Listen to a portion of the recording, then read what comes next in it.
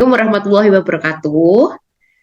Waalaikumsalam warahmatullahi Waalaikumsalam wabarakatuh. warahmatullahi wabarakatuh. Perkenalkan, kami peserta Latsar CPNS Kabupaten Magelang. Saya Yudita Diaulandari dan ada beberapa teman saya. Yang pertama ada Nuris Dwi Malauka, yang kedua ada Dini Ayudya, dan yang ketiga ada Maya Sari. Pada kesempatan kali ini kami akan membahas isu terkait pelaksanaan penyelenggaraan pemerintah dalam upaya mewujudkan smart governance. Teman-teman di sini ada yang tahu nggak sih smart governance itu apa?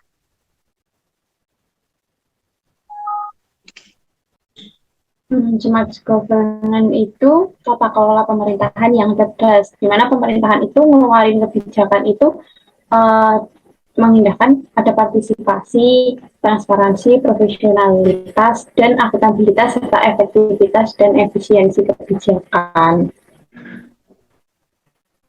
Iya. Yang lain? Ada yang lain mungkin? Yang sudah pernah tahu apa itu smart governance? Coba saya paparkan sedikit mengenai smart governance. Smart governance itu merupakan salah satu indikator dari terwujudnya smart city. Di mana smart city itu sendiri adalah kan ya kota pintar, di mana yang konsepnya itu mengutamakan dari tatanan dari kota tersebut, di mana supaya mempermudah masyarakat untuk mendapatkan informasi yang secara cepat dan tepat. Itu kurang lebihnya dari smart governance. Ya, jadi ada kaitan begitu ya terkait dari smart governance kemudian smart city. Nah, untuk smart city sendiri pernah dengar nggak mungkin teman-teman isu-isu terkait ada beberapa kota di Indonesia yang sudah dinobatkan menjadi smart city. Adakah yang tahu isu-isunya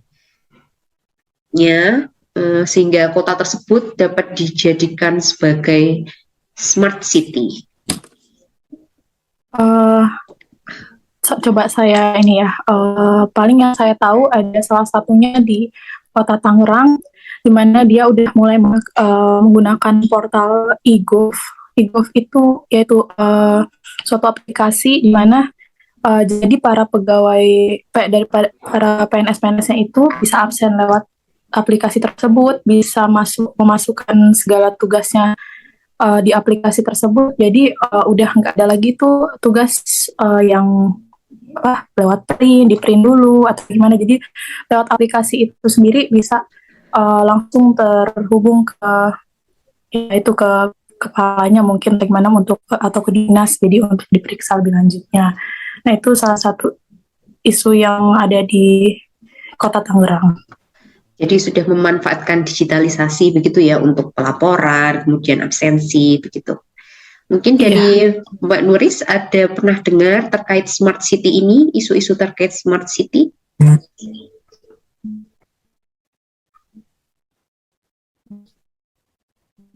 Nah, kalau tadi kan aplikasi. Mohon maaf, Mbak Nuris. Halo? Ya, sudah terdengar. Ya. Halo? Ya, sudah terdengar. Tadi kan kalau itu kan aplikasi yang untuk pemerintahnya sendiri berarti ya, untuk OPD-OPD-nya.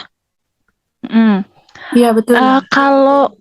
Kalau di Jakarta sendiri itu mereka punya kayak satu sistem aplikasi layanan terpadu. Jadi dia itu ada berbagai layanan, ada layanan kesehatan, ada pembuatan pelaporan IKTP dan semuanya itu ada di satu layanan. Jadi kalau yang ini tuh untuk pemerintah, untuk masyarakatnya sendiri. Nah, jadi kita cukup download satu aplikasi, namanya aplikasi Jaki ya.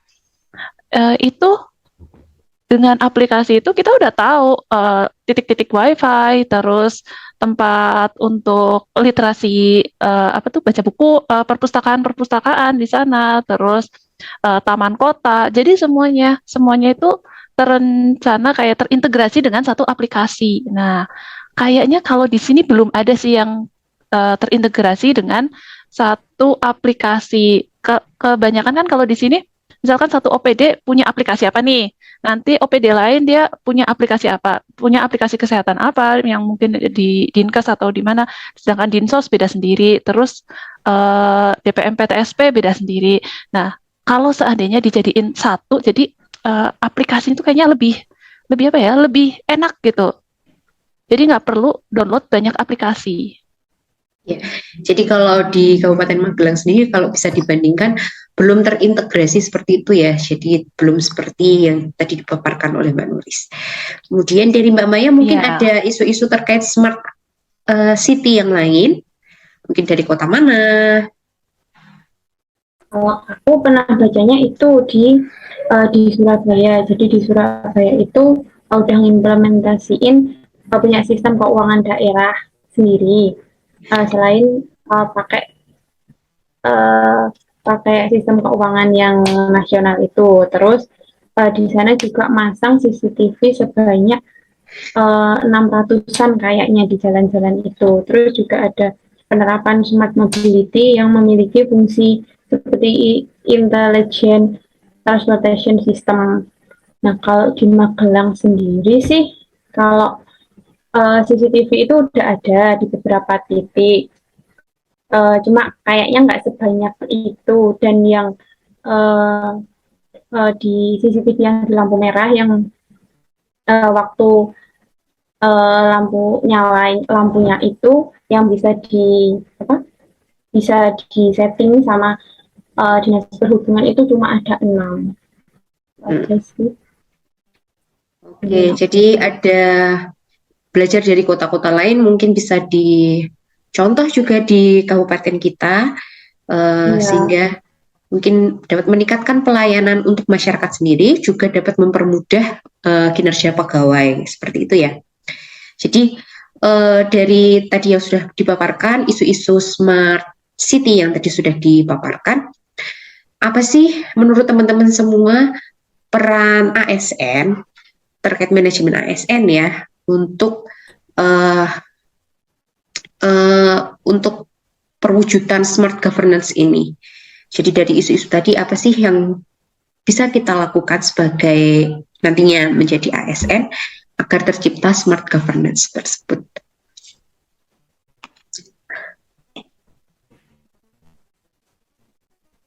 Jadi mungkin dari peran kita atau fungsi kita sebagai ASN seperti itu.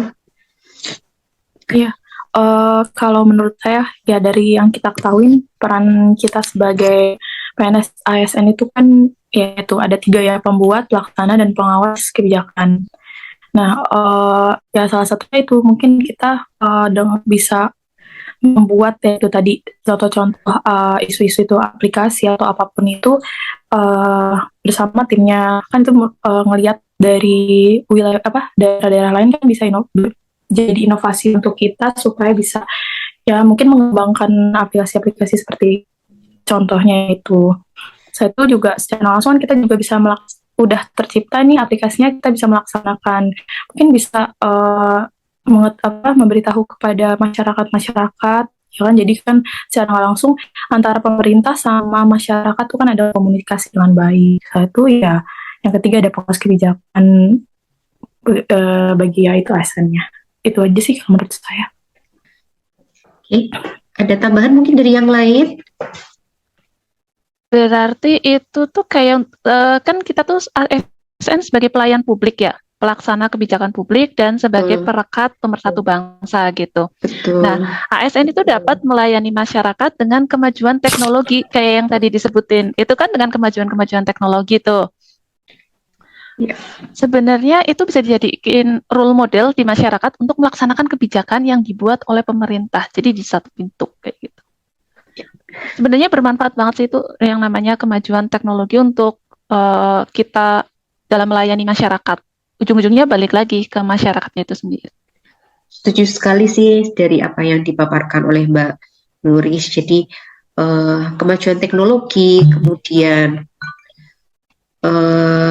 kita sendiri, kualitas kita sendiri sebagai ASN dapat meningkatkan fungsi kita juga untuk pelayanan publik yang lebih baik seperti itu ya.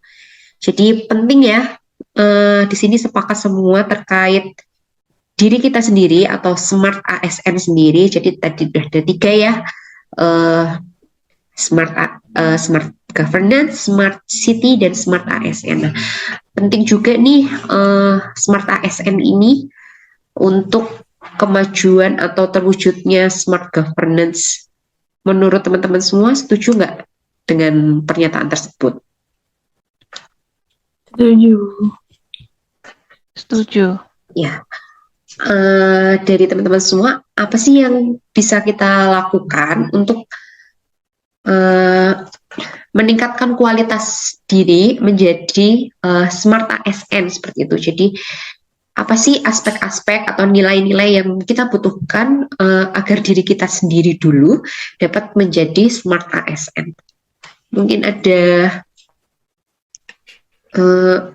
masukan dari teman-teman semua terkait smart ASN ini, nilai-nilai, kemudian apa sih aspek-aspek yang kita butuhkan seperti itu? Apa yang harus kita perbaiki, kualitas apa yang harus kita gali seperti itu.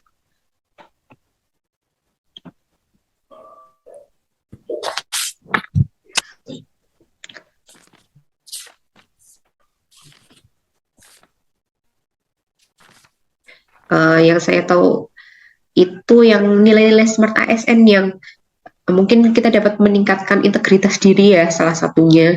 Jadi selalu jujur dalam melakukan pekerjaan seperti itu sehari-hari, walaupun mungkin kecil, tapi dalam kedepannya manfaatnya akan terasa seperti itu jika semua melakukan.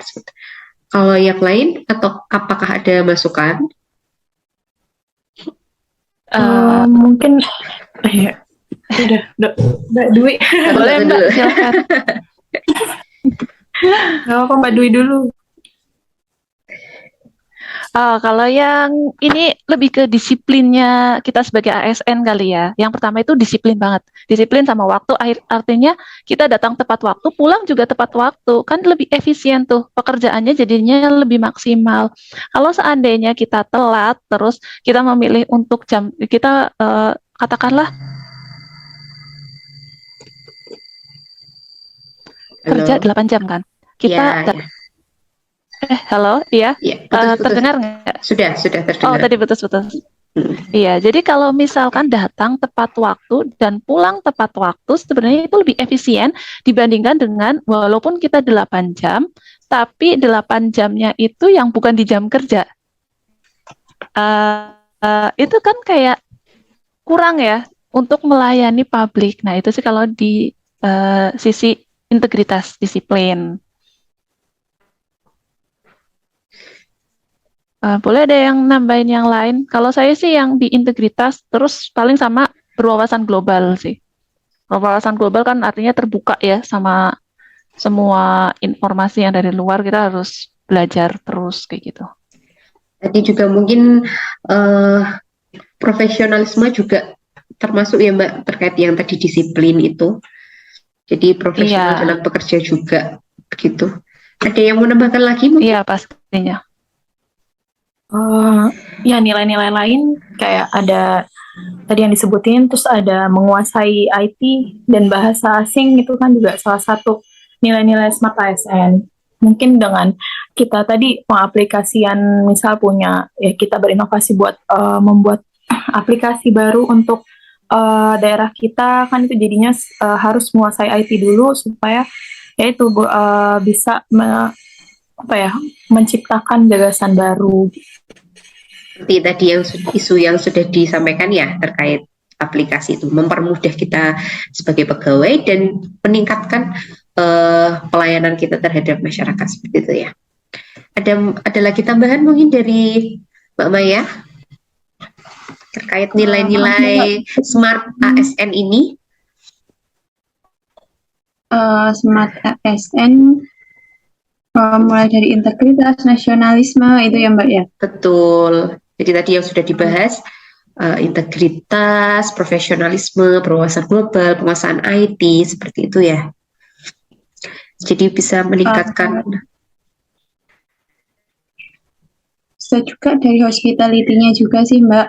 kan sebagai kita ASN sebagai pelayan publik itu harus selalu menerapkan 5S: senyum, sapa, salam, sopan, dan santun.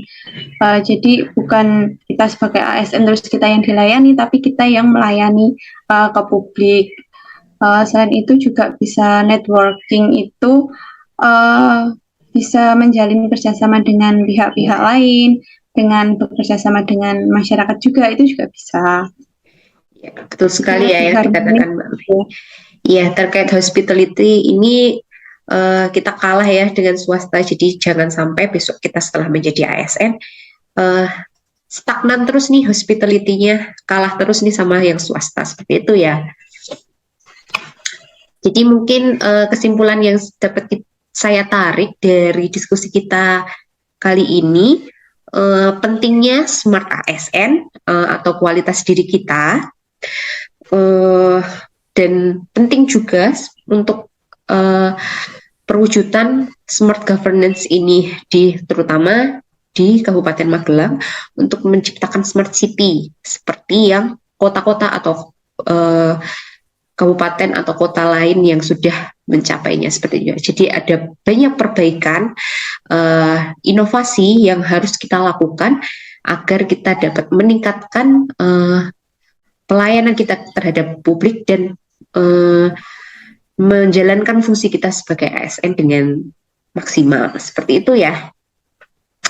Baik, terima kasih atas atensi waktu teman-teman semuanya. Semoga terdapat hal-hal baik yang dapat kita lakukan nanti sehingga menciptakan smart governance ini di Kabupaten Magelang.